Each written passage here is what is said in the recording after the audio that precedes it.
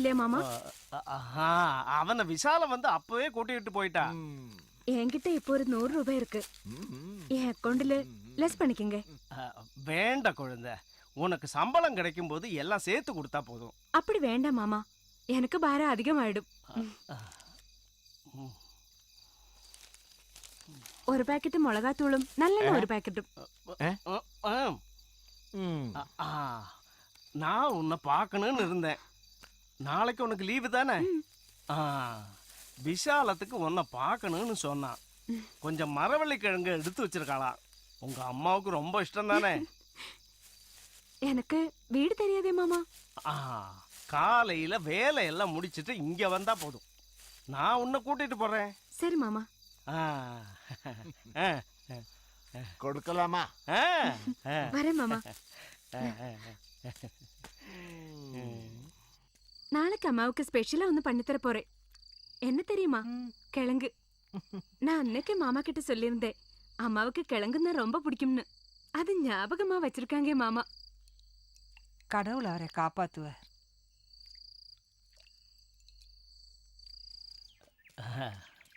வா வா. இது என்ன கையில? கொஞ்சம் வாழ்க்கை பஜ்ஜி மாமா, குட்டாப்பூ கொடுக்கறதுக்கு. அவனுக்கு இது பிடிக்குமான்னு தெரியல. இப்போ மாமாவுக்கு தர மாட்டியா? மாமாவுக்கு மாமிக்கு எல்லாருக்கும் உண்டு. மாமா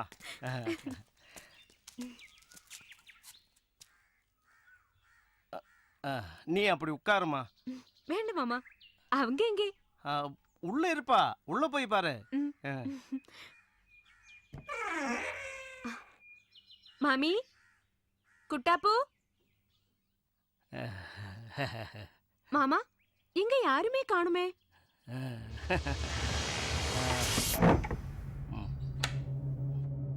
மாமா, எதுக்கு கதவு சாத்துறீங்க? அவங்க எங்க? மாமி, குட்டாப்பூ. நீ சும்மா சத்தம் போடாத. இங்க நாம 2 பேரையும் தவிர யாருமே இல்ல. விசாலம் காலையில பையனை கூட்டிட்டு போனதுனால தானே நான் உன்னை கூப்பிட்டேன். மாமா, கதவு திறங்க. எதுக்கு? மாமாவோட ஒரு ஆசை தானே குழந்தை. கொஞ்ச நேரம் மாமாவோட சேர்ந்து இருந்துட்டு போகலாம். அப்புறம் உன்னோடையும் அம்மாவோடையும் காரியங்கள் எல்லாம் நான் பாப்பேனே. முதல்ல நீங்க கதவு திறங்க. இல்லனா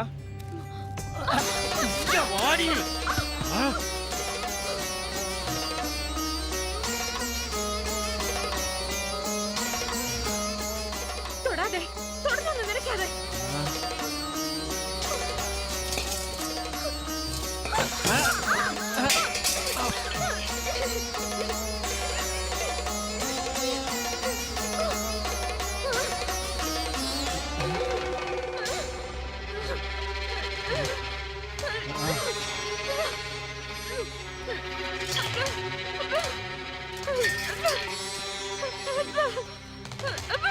நீ என்ன நாட ஆளுங்களா?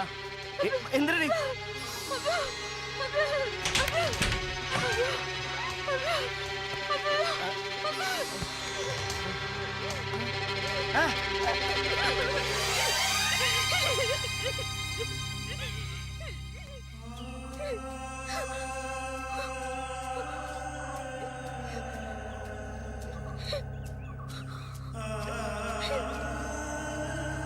தூக்கி போடுறேன்.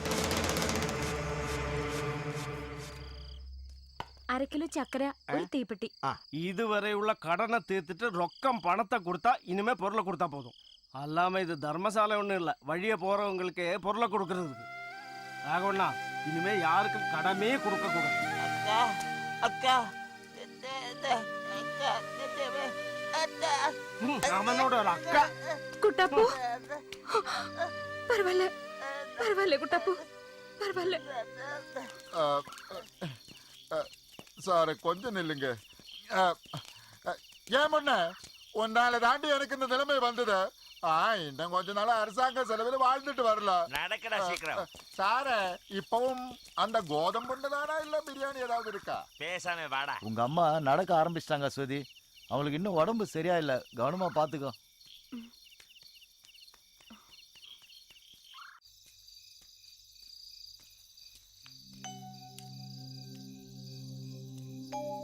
அம்மா,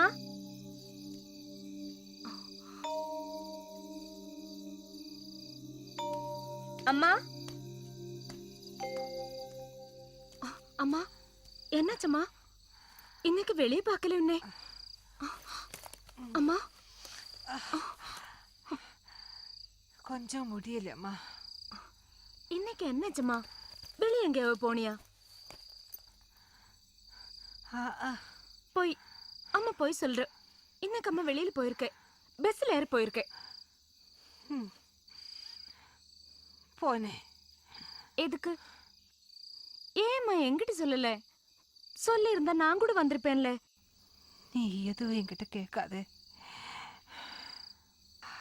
அப்படி வேண்டி வந்தது. என்கிட்ட மறைச்சு வைக்க அப்படி என்ன இருக்கு?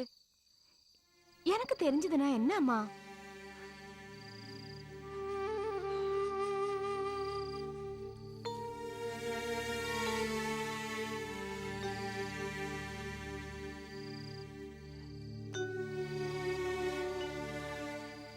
என் பொண்ணு காப்பாத்தத்தான் நான் போனேன்.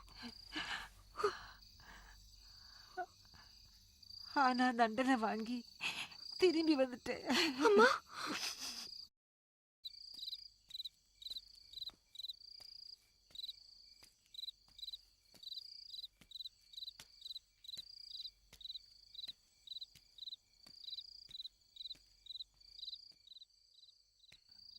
ஏய் கார்த்தி தூங்கிட்டாளா? அவ ஒண்ணுமே பேசாம இருக்கா.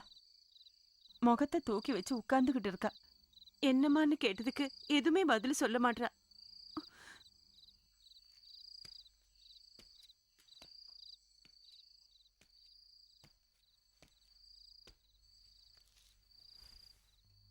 கார்த்தி உனக்கு என்ன ஆச்சுமா? உனக்கு உடம்பு சரியில்லையா? சொல்லு, எது இருந்தாலும் அப்பாட்ட சொல்லு. அப்ப என்கிட்ட சத்தியம் சொல்வியா? இல்ல எப்பா நான் போய் சொல்லியிருக்கிறேன்னா? அப்பாவோட வேலை என்ன? அது அது இதுக்கு முன்னாடி சொல்லியிருக்கிறல்ல உங்ககிட்ட. அப்பா ஒரு குண்டையா? யாரு யாரு உங்ககிட்ட சொன்னது? யார் அது? அது எதுக்கு உங்களுக்கு தெரியணும்? அது நிஜமா சொல்லுங்க. அப்பா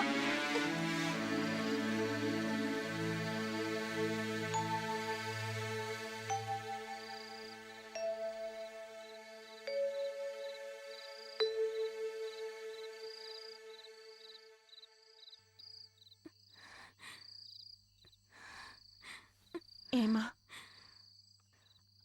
அம்மாவுக்கு இதெல்லாம் தெரியுமா? சத்தியமா எனக்கு தெரியாதுமா. அப்பா பணம் கொண்டு வரும்போ எங்கேன்னு கிடைச்சுன்னு கேட்க மாட்டேன். ஒரு தடவை கூட நான் கேட்கல. அதுக்கு காரணம் இருக்கு. யாருமே இல்லாத ஒரு அனாதையா இருந்தவனா ஒரு நாள் பஸ் ஸ்டாண்டு பக்கத்துல வச்சு ஒரு சிலர் என்ன தொந்தரவு செய்ததை பார்த்து அவங்கள அடிச்சு துரத்தி என் கையை பிடிச்சு கொண்டு வந்தாங்க இங்க. அப்போ இங்க ஒரு குடிசை மட்டும்தான் இருந்தது. அப்படி இருந்தும் அந்த ஏழ்மை நிலை என்கிட்ட சொல்லல. நான் என்ன கேட்டாலும் கொண்டு வருவாங்க. நீ பிறந்தப்போ ஒரு ராஜகுமாரியை போலதான் அவரு பார்த்தாரு. நீ வளர்ந்தப்போ ஒரு நல்ல வீடு வேணும்னு நீ கேட்ட. உடனே வீடு கட்ட ஆரம்பிச்சிட்டாரு. இப்போ இப்ப அப்பாவை நீ குறை சொல்ற. எனக்கு அப்படி சொல்ல முடியாதுமா. ஏதாகிலும் இந்த உலகத்துல எவ்வளவு பெரிய குற்றம் செஞ்சிருந்தாலும்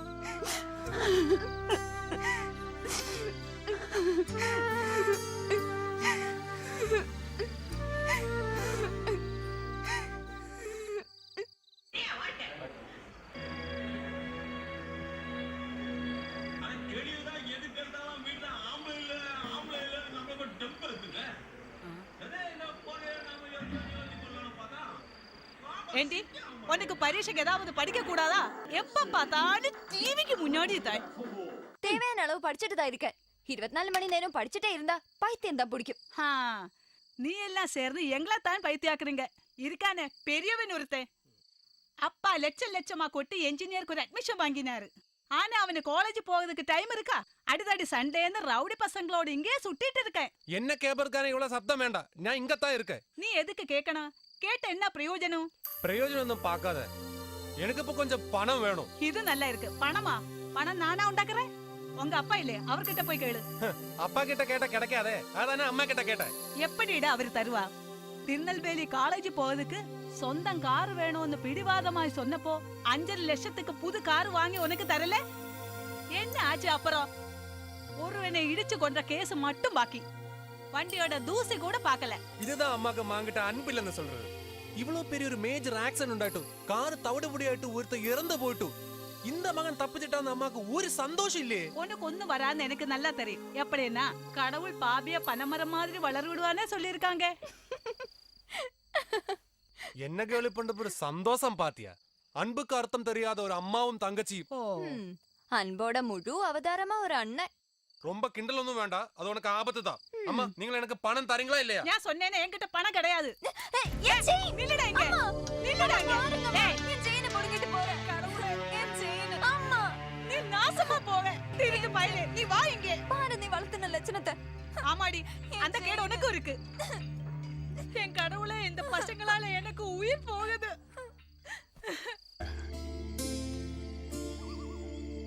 டாய் டாய், இந்த காட்டு நடுவில் இருந்து எப்படி தூங்குற நீ? அரண்மனை மாதிரி வீட்டுல பட்டு மெத்தையில படுத்தப்பவும் எனக்கு தூக்கம் வராம இருந்துச்சு. இப்ப நான் அனுபவிக்கிற சந்தோஷம் உனக்கு புரியாதடா. என்ன செய்யற நம்ம தலையெழுத்து. ஃபர்ஸ்ட் நைட்டு நடு காட்டுல இந்த பூட்டிய வீட்டுக்கு முன்னாடி கொண்டாடுறன்னு நம்ம தலைவிதி. நீ ஏன்டா அப்படி நினைக்கிற? யாருக்குமே கிடைக்காத, மறக்கவே முடியாத வித்தியாசமான ஃபர்ஸ்ட் நைட் நமக்கு கிடைச்சிருக்கு தெரியுமா?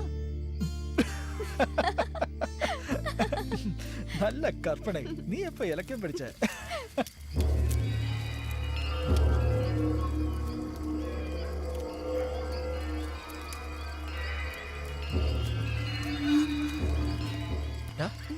யாரோ வராங்க. மாமியா இருக்குமா? வா. அக்கா, இங்க யாரோ இருக்கிறாங்க. யார் இது? நான் தான் பிரவீன். ஞாபகம் இல்லையா? நீயா? இது யாருன்னு தெரியுதா உங்களுக்கு? தெரியலையே. ஏன் மருமகன் பிரவீன். யாருடா இந்த பொண்ணு? அது என் பொண்டாட்டி. ஓ, பொண்டாட்டியா? முளைச்ச 3 இலை விரியதுக்கு முன்ன கல்யாணம் பண்ணிட்டியா? அவ்வளவு தைரியமா? இருந்தும் இந்த மாமி கிட்ட சொல்லலையே. ஆனா சொல்றேன் மாமி. ஆமா சொன்ன. சரி சரி, நீங்க எல்லாரும் போங்க. சரிக்கா. இவங்க வந்தது ரொம்ப களைப்பா இருக்கும். நாங்க வரோம். நானு இவங்க கூட ஒரு மீட்டிங்குக்கு போனேன். ரொம்ப ஒத்தாசையா இருப்பாங்க.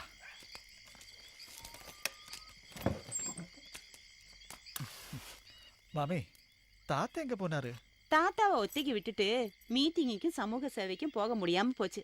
அதனால இவங்க எல்லாம் சேர்ந்து தாத்தாவை முதியோர் இல்லத்துல சேர்த்துட்டாங்க. இப்ப என்னால சுதந்திரமா போக முடியுது. இருந்தாலும் இந்த காட்டுல எப்படி தனி இருக்கீங்க மாமி? காட்டுல எதுக்கு பயப்படணும்? அப்ப இந்த காட்டுல மிருகங்க இல்லையா? மிருகங்கள் இருக்கு, ஆனா மனித மிருகங்கள் இல்ல. நான் ஏதாவது சமைச்சு கொடுக்கறேன், சாப்பிட்டுட்டு தூங்குங்க. மத்த விஷயம் எல்லாம் நாளைக்கு பேசிக்கிடலாம். இன்னும் கொஞ்சம் நாளைக்கு நீங்க தனியா சுதந்திரமா இங்க இருக்க வேண்டாம், நாங்களும் கூட இருப்போம். அது என்னடா? அது ஒரு நீளமான கதை, நான் அப்புறம் சொல்றேன். ஓ, அவசரம் ஒண்ணும் இல்ல. நீங்க போய் ட்ரெஸ் மாட்டுங்க. அப்புறம் இங்க இருக்கிறது ஒரே கட்டில் தாமா. அது பரவாயில்ல, மனசு ஒண்ணா இருந்தா உலக்கையிலும் படுக்கலாம். அப்படித்தானே மாமி? வா.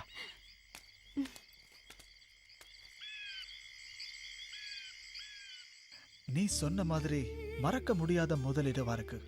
காதிலே காட்டி நோசி கேக்குது. இங்க இன்னும் எத்தனை நாள்? அது அப்புறம் பாப்போம். இப்ப வேற ஒன்னும் நினைக்க வேண்டாம். குளிர் அடிக்குது. அதெல்லாமே பழக்கம் ஆயிடும். இப்ப டைம் என்ன தெரியுமா?